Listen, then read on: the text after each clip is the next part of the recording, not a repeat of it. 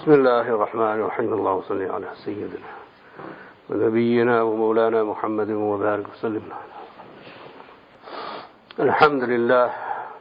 الحمد لله وكفى والسلام على عباده الذين اصطفى. أما بعد, Allah subhanahu wa ta'ala has created man, and then from men He has created the best of men, and that is Muhammad sallallahu alayhi wa sallam. Allah subhanahu wa ta'ala bestowed upon the Prophet Muhammad sallallahu alayhi wa sallam various types of human perfections. Allah subhanahu wa ta'ala is the perfect. He is the one who is without any tarnish, any blemish. He is the one who is without any deficiency, any handicap, without any blame. He is the one who has no rival, no equal, and so on. But whatever is humanly possible, whatever is human perfection according to the human standard, Allah subhanahu wa ta'ala gave that to our Nabi Muhammad Rasulullah sallallahu alayhi wa sallam. This is our aqeedah. It's not a question of fact or fiction. It is what we believe to be an absolute truth. As Muslims, we believe the Prophet sallallahu alayhi wa sallam is the best of all human beings. And this is because Allah made him that way. And since we honor Allah and we see Allah's fadl, His grace and mercy, wherever it is and however it is. Some communities, they speak of God's mercy and rahmah and fadl and grace, but they won't accept or appreciate God's fadl and His grace where they believe it does not belong. And they will then question God, or they will deny that grace and fadl there where they believe it shouldn't be there. And this is with the story of the Ahlul Kitab in the Quran, that they could not understand why the Divine chose this Arab, an Ummi, to be the recipient of His fadl, of His grace, His mercy, because they were expecting the last Messiah to be from them. But Allah brought the last Nabi from these people. So in this we find solace, and in this we find a lesson that is not about where Allah places His fadl, His rahmah, His mercy. It's the fact that He places it. Allahu a'lamu haythu yaj'alu risalatah. Allah knows exactly where to place His risala, His nabuwah, His messengership, His prophethood. So the issue is not here or there. The issue is not it was a black man or a white man or a yellow man or a brown man. The issue wasn't it's from this tribe or that tribe. The issue is it is Allah's fadl and grace and mercy, period. So we as Muslims evaluate Allah's mercy first, Allah's rahmah first, and then we appropriate that wherever Allah places it. In this sense, Muslims are inclusive. In this sense, our civilization has always been inclusive. In this sense, we see that we respect all the different Anbiya and prophets that Allah sent to all people, no matter which language, no matter which race, no matter which time period, and no matter in which civilization or culture. Wherever Allah sent a Nabi, we believe that that is a Nabi. irrespective of context. And likewise, whomever Allah chose to represent the Prophet Muhammad sallallahu alaihi wasallam in his life, whomever Allah guided in front of the Prophet sallallahu alaihi wasallam, we show respect towards them, and we do not selectively choose and reject. We say they are all believers. So those who came before Muhammad sallallahu alaihi wasallam, we include all of them, meaning all the prophets and believers, and those who came with Muhammad sallallahu alaihi wasallam, we include all of them also. So this is a civilization that is inclusive of anyone who receives Allah's fadl, Allah's grace. And then there are those who exclude. If you're following a certain religion, you will have to exclude one in order for you to say you're not a Muslim. Because if you include all of them, then you're a Muslim. You have to think about it. So our pitch to civilization or humankind is that there's no theory out there in the world that is so inclusive as Islam is. In its theology, we include all the names and attributes of Allah subhanahu wa ta'ala. We don't exclude any name or attribute of Allah subhanahu wa ta'ala. Even there in our theology we're inclusive. So we see that Allah subhanahu wa ta'ala's fadl, His grace, His mercy came upon the Prophet Muhammad sallallahu alaihi wasallam, and this made him the best human being. This made him the most perfect human being. And when we today study his life and his seerah, and when we study the Quran, and when we study the Sunnah, and then the seerah, we find many, many examples of that perfection. We find that the Prophet sallallahu alaihi wasallam perfected himself through Allah's grace and rahmah, and it is because of this human perfection that we follow him. Why do we follow the Prophet Muhammad sallallahu alaihi wasallam? Because he is the most perfect human being. There is no other human being on this planet who is as perfect as Muhammad sallallahu alaihi wasallam. This is our aqeedah. This is our theology. This is what we believe in. Not just because our parents told us to, but because it's the truth. The way he evaluates everything he did and everything he said against the standard of human perfection, and you will see that he will always come up on top. Always. And it doesn't matter which incident you find in the seerah or in the sunnah, you will see that Allah's fadl is upon the Prophet Muhammad sallallahu alaihi wasallam. Now, the reason I'm making this introduction is to state another fact. That in the realm of humanness and being human, there is something called intelligence. If you're a human being, you're going to have a mind. You're going to have a brain. You're going to have intelligence. When you have intelligence, then where does Muhammad sallallahu alaihi wasallam stand in the ranks of human intelligence? Well, he's human, so he must have human intelligence. So even there we see that the Prophet sallallahu alaihi wasallam was given the most perfect intelligence. His akhlaq, ethics, morals, behavior, all of that goes without saying. That's a no-brainer. That's what we teach our kids in Sunday school. This is something slightly deeper than that and higher than that, in that we must evaluate the mind and the intellect of a Nabi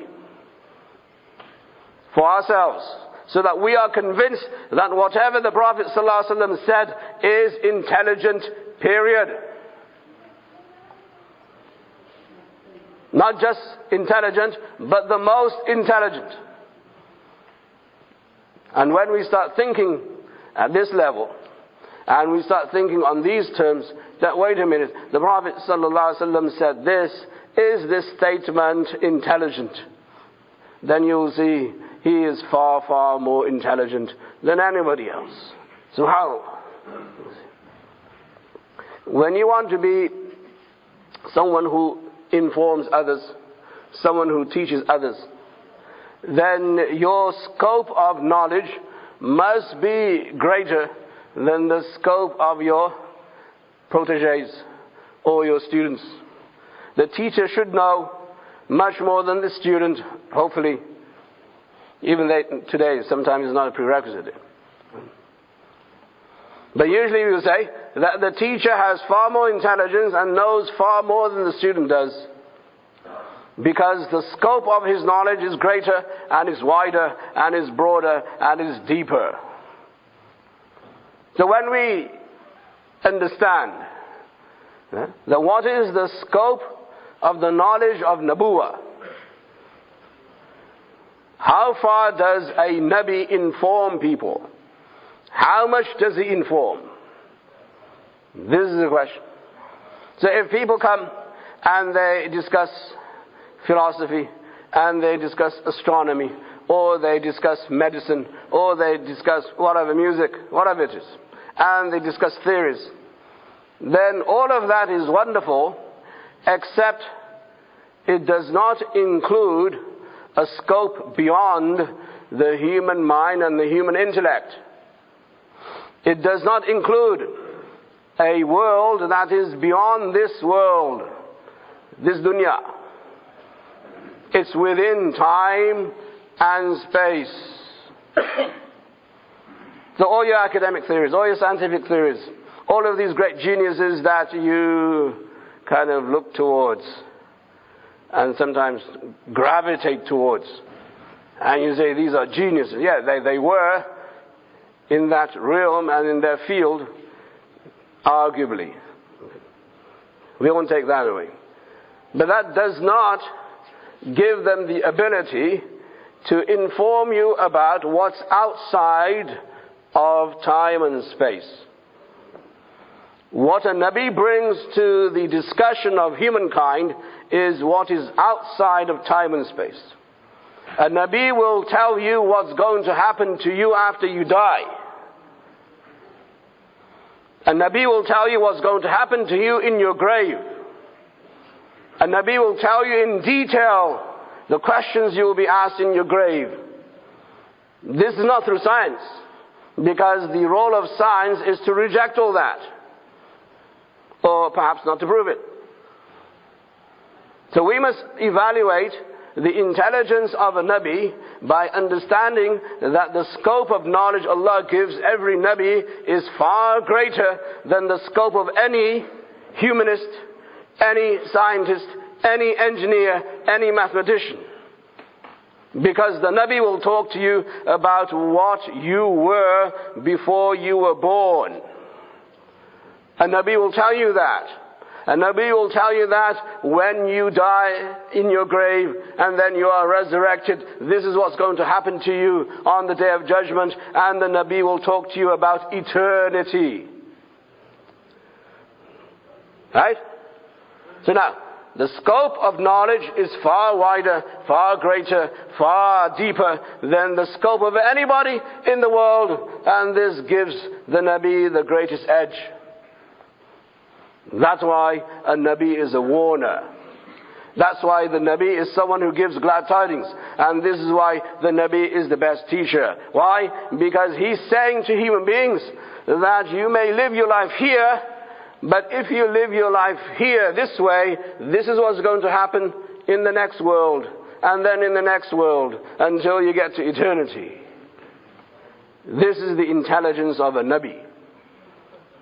This is why we believe the Anbiya are the smartest people, the most intelligent. And this is why we believe that Muhammad sallallahu alaihi wasallam is the most intelligent of all. Because he told us through the Quran and through the Sunnah what we were before we came to our mother's womb. In the ayah which speaks about Alastu bi Rabbikum, Allah subhanahu wa ta'ala took a covenant from all of us before we came to this world, to our mother's womb in fact, that Allah subhanahu wa ta'ala took a covenant from all of us, that am I not your Lord? And we all said yes, قَالُوا بَلَا. Then the Prophet ﷺ told us how to live and behave in this world. Then he told us what's going to happen in the grave. Then what's going to happen on the Day of Judgment. And where is going, the arsh of Allah is going to be, and who will be in the shade of Allah's arsh.